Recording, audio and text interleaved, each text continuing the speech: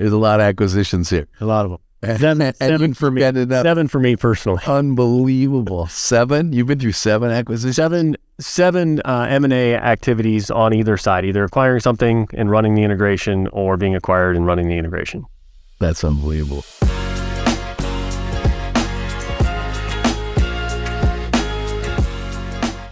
Hello, everyone, and welcome back to the Technology of Beauty, where I have the opportunity to interview the movers and shakers of the beauty business. And I assure you, today is no exception. My dear friend, Brad Hauser, is our guest today. And for the first time in years, he's actually not gainfully employed. So I can't tell you what company he's working for. However, as you're going to hear, he's newly on the board of another company, which we will talk about.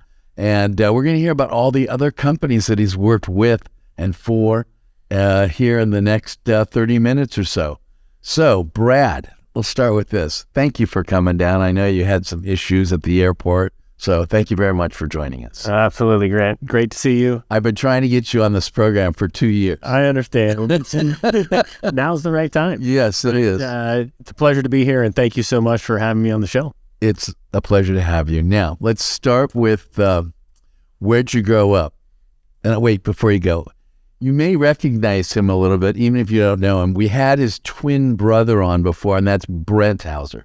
Today, this is Brad Hauser. They both went to this little university in Northern California called Stanford. We'll get to that a little bit later. Where'd you grow up? Yeah, so I'll apologize in advance to your listeners that listen to Brent's show, because a lot of it's going to be the same. We grew up in Houston, Texas. So we had a great family experience with 3 boys. Brent and I got to compete together in athletics, so we were both runners. Ran in high school, and that led us to Stanford. And we went to Stanford because of running, but also because of the academics. We knew running wouldn't last forever. So to get a degree from that university, we're both pre-med, planned on going into sports medicine, using our athletic background and mixing it with the biology.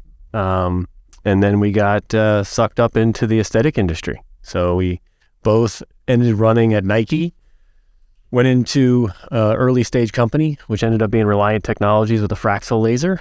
Mm-hmm. And that started us, and now we're almost 20 years later. Okay, so we're going to go back. I want to repeat that. So the first aesthetic company, you were with Reliant, right? And that's Fraxel. And you guys may know a Fraxel or Fraxel Dual. The Fraxel, the first fractionated laser, I'm pretty sure. Absolutely. So that's where you started. Yeah, that technology came out of Mass General with Rox Anderson and Dieter Manstein. And it was the first fractional technology on the market. And Brent and I started at the ground floor. Brent was the 4th employee. I think I was about the 10th employee. You'll hear that I've followed Brent to a couple companies, which may make him happy. Cold sculpting as well. We'll get to that. Don't jump too fast. But he got to go slow here. He started very early on at Reliant, doing a lot of the early clinical work. I was still running for about another year. I joined as the receptionist. No way. Absolutely. Were you there when Dennis Condon was there? I was there before Dennis Condon, and then I was there with Dennis, and then after Dennis as well. So, but yeah, I sat in the front lobby. I took the phone calls, and that was my first role. I was very fortuitous, got to work with great innovators. Len Benedictus was one of the founders of Reliant, and has been a mentor for me on the R&D side my entire career. Still in contact with him. He's back taking physics in UC Santa Barbara. And his name came up today on other shows we recorded. Yeah, and I've worked with Len through many companies, as you know. Well, I mean, he was at Coherent, and he really, with the Ultra Pulse laser, which is still on the market, he was the general manager of Coherent when that came out in '94. Amazing. But what he gave me was, my responsibility was not only receptionist, but I took the notes in the senior leadership meeting and the board meetings. And I kept doing that for 7 straight years. So my first 7 years of my career, I got to see all of the executive decisions and all of the board meetings with the VC, as well as the... What a great opportunity. I'm so jealous. No wonder you're so smart. That gave me a tremendous amount of experience very early on. I'll say. That was a gift.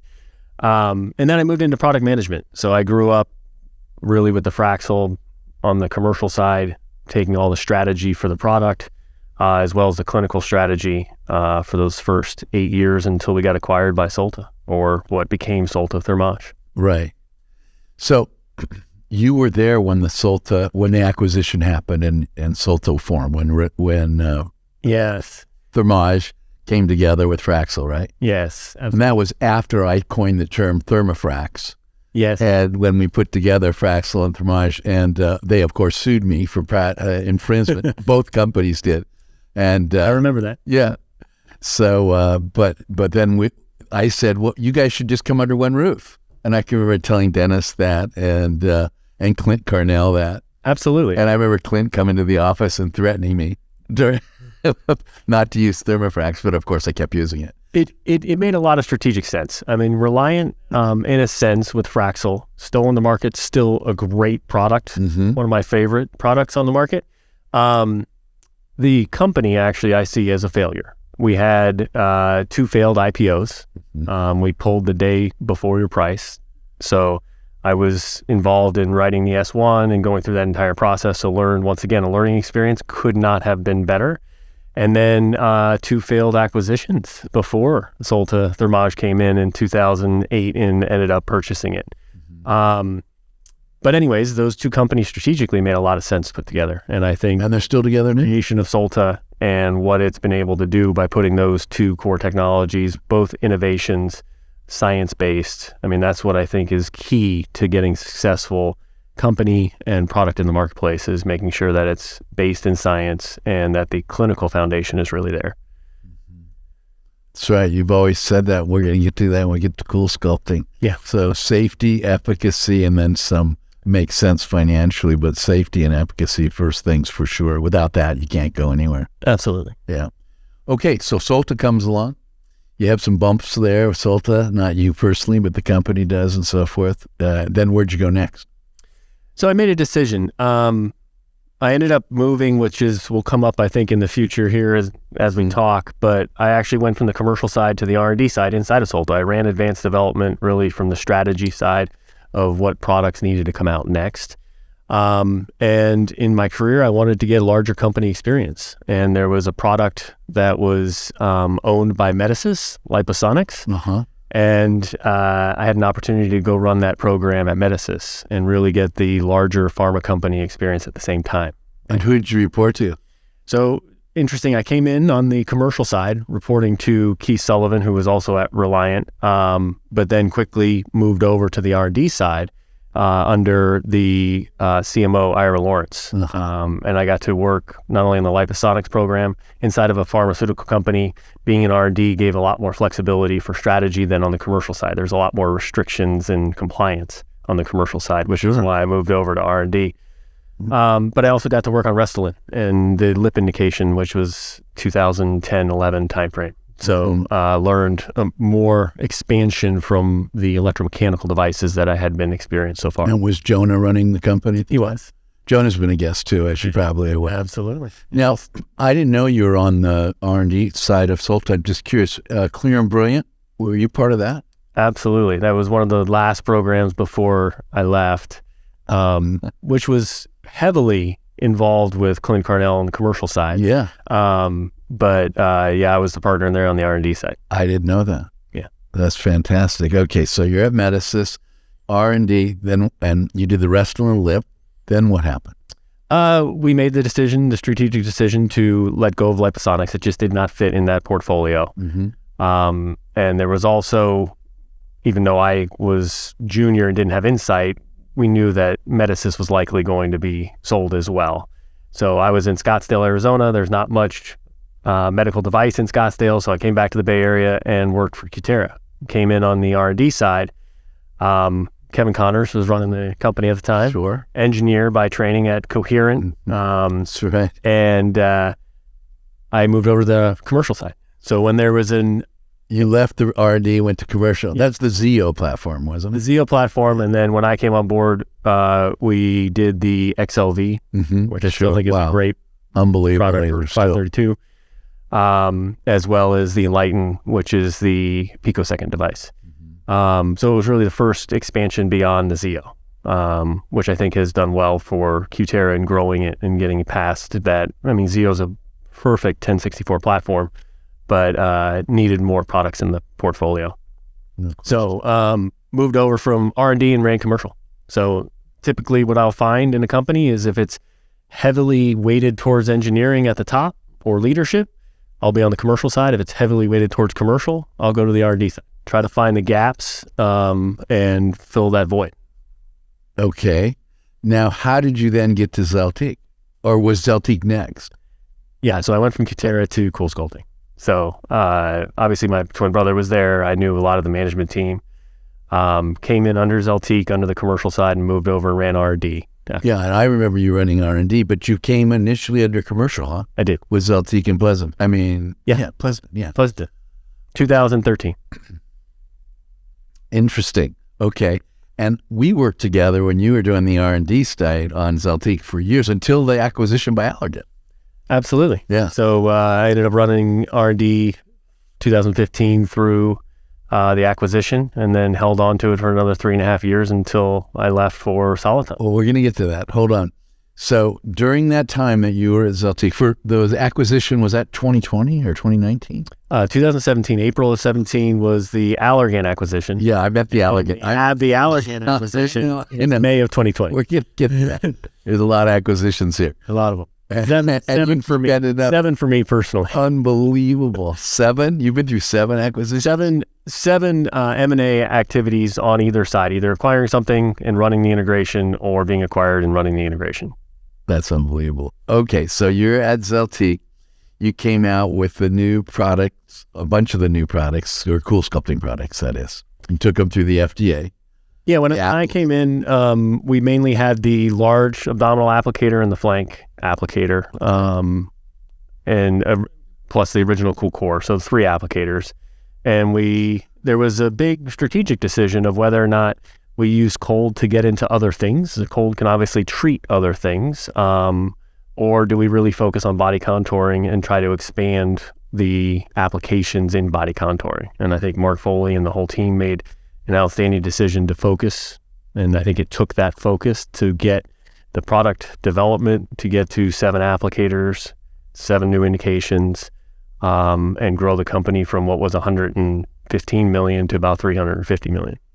And didn't you launch the Advantage, the Cool Sculpting Advantage? Yeah, that was 2016. So we expanded to the thighs, which you did the work on the outer thigh. We also expanded, obviously, to the submental area, upper arms, bra fat, back fat, whole bunch of new areas, which expanded the commercial utility. So Allergan comes along and buys Zeltiq, and then you moved to Allergan. Absolutely. That was a great learning experience. I mean, I've been so fortunate in my career to be able to work for and learn from so many great aesthetic veterans. And Brent Saunders, who's also obviously been on your show, was fantastic. When he came in, he recognized that Cool Sculpting was different than the rest of the Allergan portfolio. Obviously, the C-suite at Zeltiq moved on, but my twin brother and I got to run the Cool Sculpting business. Brent ran the commercial side, and I ran the non-commercial side as general manager and head of R&D for 3.5 years. And there you worked for Allergan until what year? I remember when you left. So AbbVie acquired Allergan in May of 2020 is when it closed. It got announced in 19. Okay. I ended up leaving 6 months after the acquisition from AbbVie and moved on to Soliton, which I was on the board for while I was even at Allergan since 2018. Okay, so Soliton's the next company, and he was on the board, and then they appointed him CEO. Is that right? Yeah, it was November of 2020. Typical transition where a founder, scientist, Chris Capelli, he's the inventor of the Soliton technology. He came out of MD Anderson. He was leading that company, and it was time past the clinical stage, got an FDA clearance, and time to commercialize. And they asked me to join as a commercial CEO, and we were public at the time. So that was a great, once again, a great experience for me to learn the public side of being a CEO and doing the investment community as well. But we got 2 more FDA clearances while I was there, and we thought we'd have to commercialize, but unfortunately or fortunately, Allergan came in very early on and had a strategic interest, and we ended up announcing the sale of the company in May of 2021. Let's go back a little bit and let our listeners and viewers know a little bit about Soliton, because they may not know Absolutely the name of the technology and what it was intended to treat, at least in the aesthetic world. Yeah, absolutely. So why don't you tell us? It's so the technology itself is a shockwave technology. It's very different than the other devices that are in the space with shockwaves in that it has very, very high peak pressure and a very, very short pulse. So the high peak pressure will actually be selective towards denser or stiffer materials in the skin. So originally what Chris envisioned was a treatment for tattoo removal. The ink particles, tattoo ink itself, is stiffer or denser than the surrounding dermis. So as the sound wave is penetrating through the tissue, it speeds up and it causes a shearing effect. And the pressures that it achieves, 12 megapascals, which is about 1,500 pounds per square inch, with a very, very short pulse, very steep rise time and fall time, provides a sharp cutting edge, and it actually physically disrupts that material. So you see in the histology that the ink particles are just obliterated or broken apart. What they realized over time was that those ink particles aren't cleared by the body because it doesn't create inflammation. It doesn't create heat. So there's no thermal or any type of significant wound healing response that would then need to be needed to clear the ink particles. So the macrophages just come back in and re-engulf the ink particles. It does lighten a tattoo, but it doesn't remove a tattoo.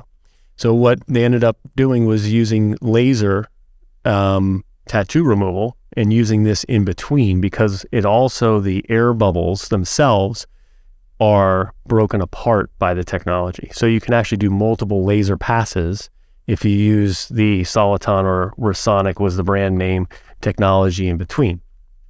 So tattoo removal is the first FDA indication that was achieved, and it was using as an adjunctive therapy to Q-switch laser for black ink tattoo.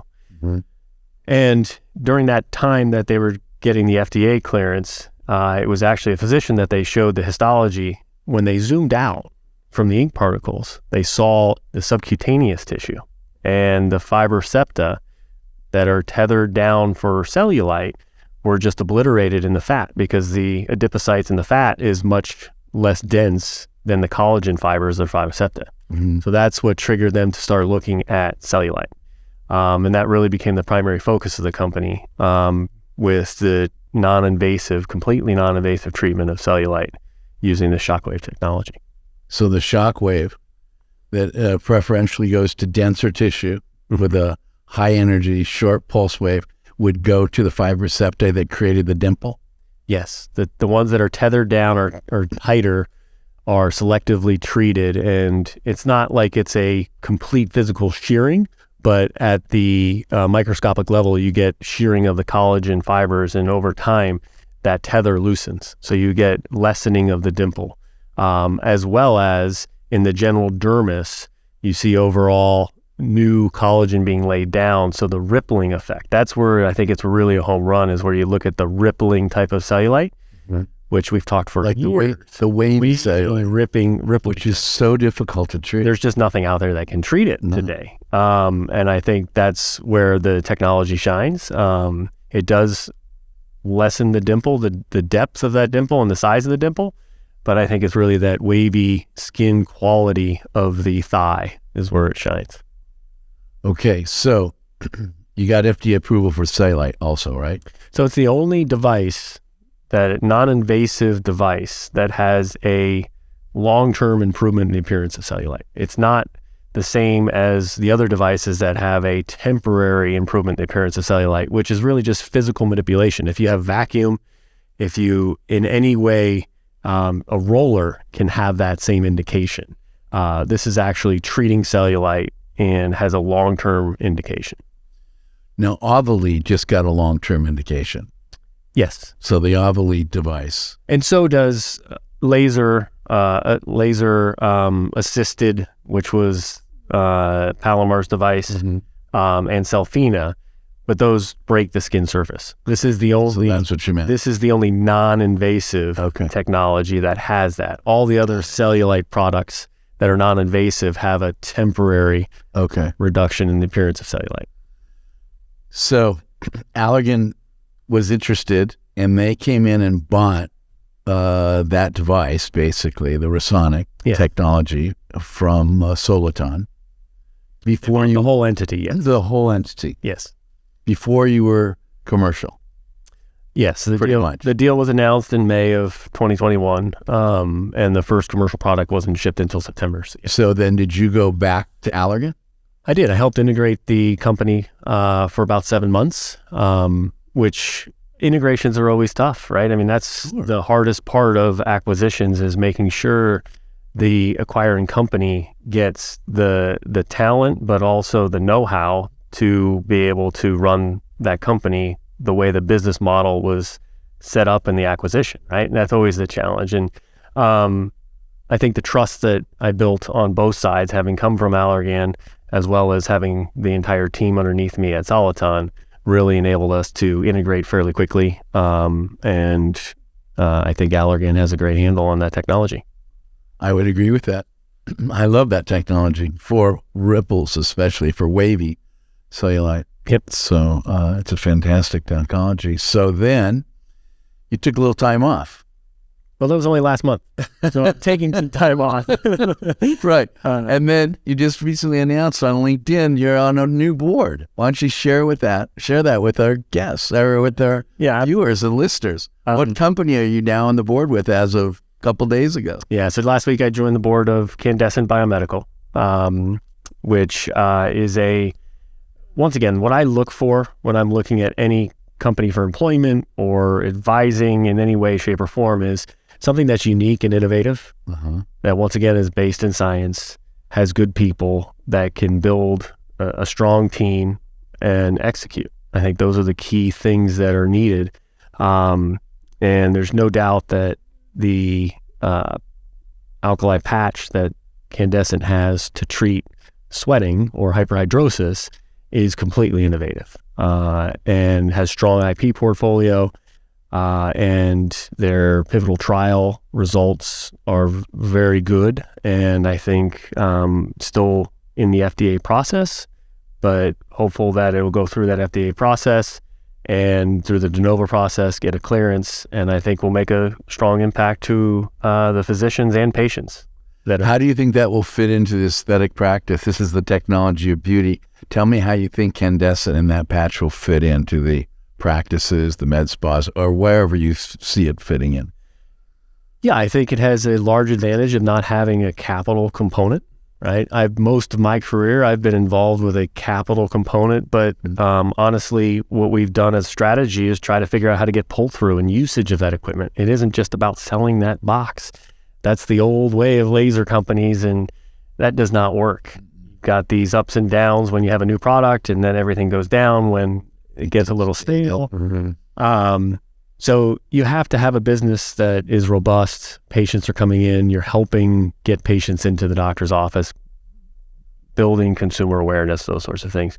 So to me, I see this much more as a annuity stream, like a filler, toxin, or cosmeceutical. And I think the overactive eccrine gland, hyperhidrosis, heavy sweaters, people that are bothered, is a fairly large market. And I think when you can get to the aesthetic patient and give them some relief of that, and it's not killing the eccrine gland, but it is using a thermal reaction to stun or limit sweating for a period of time. I think the study showed that over 3 months, you get a dramatic decrease in sweating, you get a decrease in odor.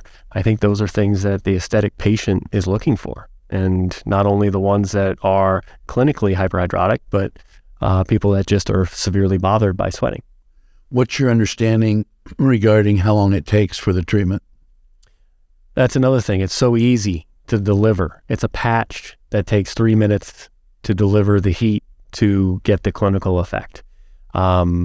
So I think the company will need to make sure they do enough work for the commercial launch, because clinical studies, we all know, are very well controlled. Mm-hmm. But this should be a very, very straightforward, simple to use technology in the practice that can be delegated to staff as well.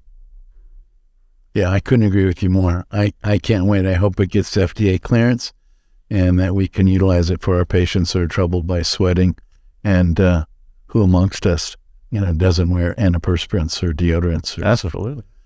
And the other nice thing is it can be an add-on to, a hydrofacial or cool sculpting or whatever you're doing. You don't have to just do that. It's an add-on procedure. I can see it definitely.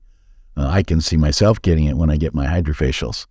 So yeah, there's no reason that that patient that's in the office normally that is bothered by their sweating wouldn't continue to have this treatment while they're getting their other regular maintenance treatments, whether or not they're hydrofacials, fillers, toxins, those sorts of things. In my understanding, it's 4 times a year. Is that your understanding also? I think the clinical data showed that it lasts for 3 months. Okay. I think there will be it's an early technology. I think everyone wants answers right up front. I think the company will need to do the right things to work with physicians and understand when the right retreatment path is. But the clinical results were sustained to 3 months. Okay. Are you on any other boards at this point?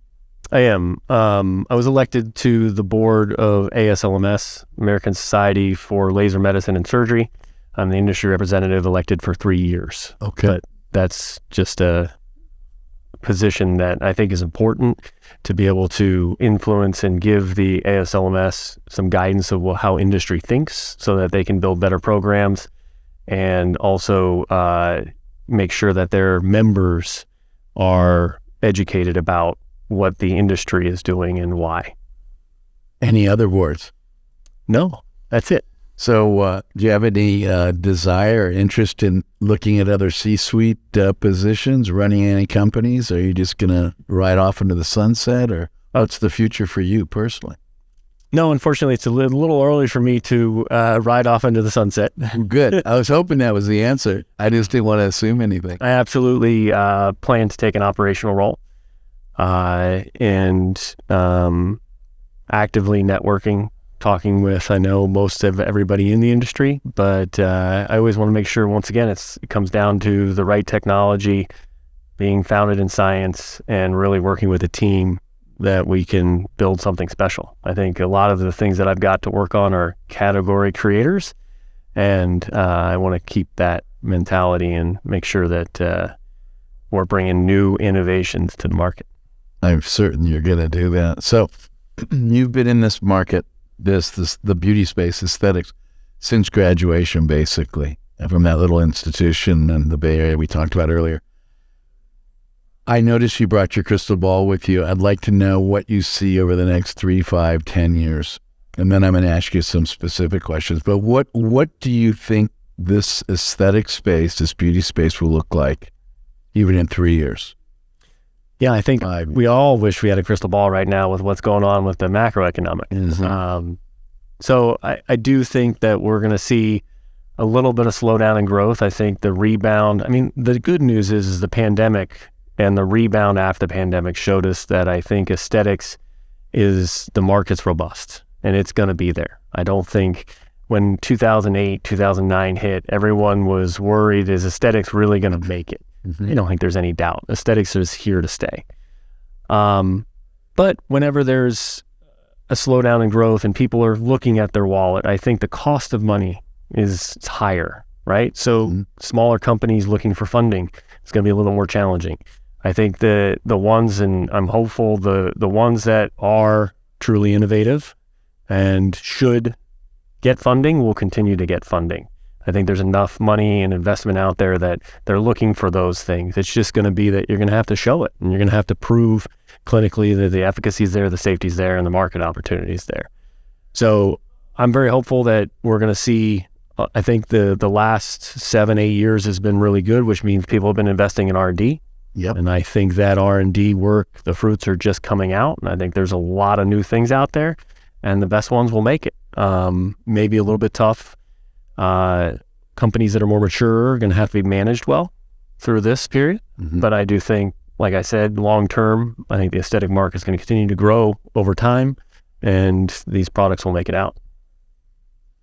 So there's a couple things that keep coming up, but I'm curious if you have any comments on them. One is exosomes. Any comments on exosomes? I think it's very interesting. I think stem cells, exosomes is an area that this rejuvenation or really preventative aging is something we've been talking about with devices for a long time. And I think this is probably a better approach to it. It's not my direct expertise, but I think what I see is very encouraging. And I think it's just a matter of how the agency, the FDA, is going to regulate these and make sure that the safety and the claims and everything doesn't get too far ahead of itself. We have a tendency in a lot of areas of this space to jump way ahead from what we see in the lab and in early clinicals. And obviously the FDA path is something that has to be considered. Okay. How about subscription services? What are your thoughts about how that fits into the growth or the change in the beauty market, the aesthetic space? I think many of your guests have talked about how do you get access to the greater consumer, right? They're going into, when you think of a hydrofacial and you think of cosmeceuticals, getting to that consumer earlier before they get into the doctor's office, I think is important. And I think price point is important there. And I think subscription models can really give access to a lot more patients. So I think that is a positive. You just have to make sure you're getting into the right patient demographic, the ones that are going to stay in the channel and not just look for that one good deal and get out of the channel. You're trying to get people in for the long term, that we all want to look as good as we feel, right? And that's what it comes down to. Yep. And we need to make it more affordable for more patients, because it is not today. Okay. I'm a big fan of subscription also. I think it does make it more affordable, more attainable for many people. And we notice that the average age is going down, right? And men are expanding and the overall percentage of women are expanding. So obviously I'm very bullish on it also. And I'd be remiss if I didn't ask you, first of all, lay the foundation. There are a handful of neuromodulators on the market right now, and they're very similar to one another in terms of duration.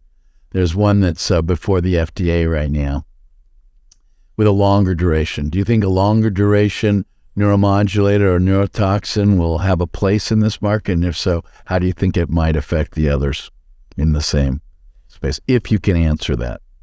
Yes, I can just sure, because I'm not an expert. Okay, by any means but you've watched the aesthetic space. Watched the aesthetic space. I've watched toxins. I do believe that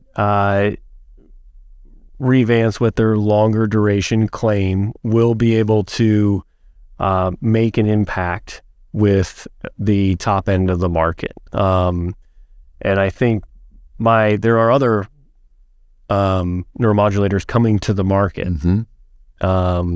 We had one, Fleming talked about the Galderma longer acting 6-month modulator. He just talked about it on the show. So I think duration is going to come into play. And I think there will be other companies coming in as well. And I hope that the price point, that's what I'm most concerned about. When you have, instead of 3 toxins on the market, when you have 5, 6, 7, that it doesn't become a low priced, like a race to the bottom. Right. And we've been able to, because let's face it, I mean, I think a lot of this market is driven by toxins and the success of toxins and practices. So I'm just hopeful that that price point can stay up, because I think that sets the bar for all aesthetics. Okay, I would totally agree. And hopefully by the time we air this, we'll have an answer, and the answer will be a positive one for the FDUFA for Revance. Okay, any other things that we haven't covered? I'm trying to think. You've been a leader in this aesthetic industry, and you and I have worked together for 20 years at least. No, absolutely. It's been fantastic. And you know, the experience you have both in the clinical as well as the R&D side, is unmatched, actually. It really is truly unmatched. I appreciate that. And it's been such a pleasure to have you on this program. And I look forward to seeing where you go next and working with you. As you know, we've had a great time, great run on a number of companies. Absolutely. I guess what I would say in ending is that all of my experience comes from the great leaders that I've worked for and worked with.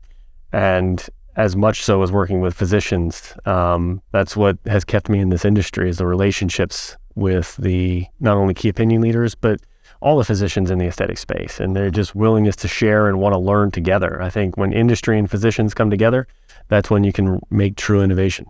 Well, it's been a ton of fun, hasn't it? Absolutely. Okay. Well, safe trip home to the Bay Area. And again, thank you very much for joining us. Thank you, Grant. And I'd like to thank all of you for joining us today on this episode of The Technology of Beauty, where I have the opportunity to interview the movers and shakers of the beauty business. As you just heard, Brad Hauser is a perfect mover and shaker. He's the quintessential example of a mover and shaker of the beauty business. You take care, and I'll see you guys next Tuesday.